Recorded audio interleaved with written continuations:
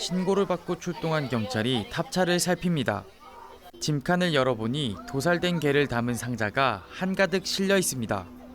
동물보호단체 케어가 지난 18일 불법 도살된 개를 발견했다며 경찰에 신고한 겁니다.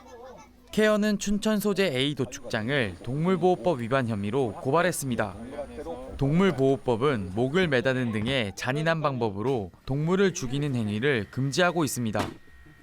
살아있는 개가 들어가서 죽은 개로 나왔으니까 도살이 인해서 이루어진 거잖아요. 그다음에 여기에서 정기 도살이 이루어졌다는 사실에 대해서는 본인들도 인정을 하고 있는 거고요. 잔인하게 동물을 죽이는 행위. 도축장 측은 재산상 피해를 입었다며 이들 단체를 업무방해 혐의로 맞고소했습니다. 경찰은 이날 현장에서 발견된 도살된 개 34마리를 증거물로 압수했습니다. 이 중 한 마리는 학대 여부를 판단하기 위해 검사기관에 부검을 의뢰했습니다. 전국 육견상인회는 동물학대 주장에 대해 반박했습니다.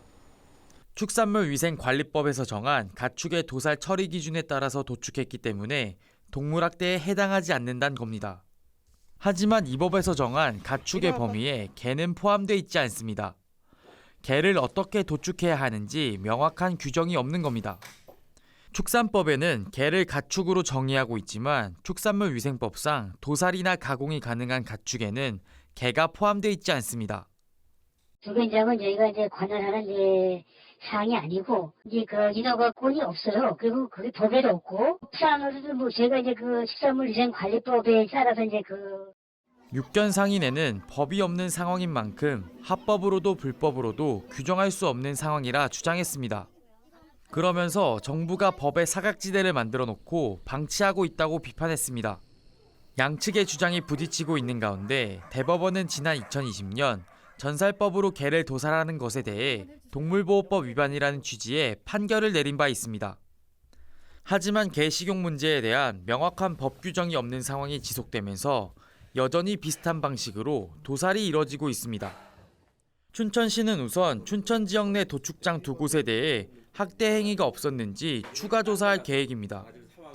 또 A 도축장에 대해서는 허가사항 위반 여부를 확인하는 등 강원특별자치도와 합동점검에 나서기로 했습니다. 향후 단속도 강화할 방침입니다. 그 해당 업소를 직접 비추는 CCTV는 달 수 없지만 그 인근에 CCTV를 설치해서 상시 감시 체계를 좀 저희가 유지하고 저희 직원을 이제 조편성을 해서 수시로 현장을 돌면서 저희가 단속 활동을 좀 펼쳐나갈 그런 계획이 있습니다. 반려동물에 대한 인식이 변화하면서 개 식용 문제를 둘러싼 갈등은 점차 심화되고 있습니다. 논란 종식을 위해서는 사회적 합의와 제도적 장치 마련이 시급해 보입니다. 헬로티비 뉴스 정승환입니다.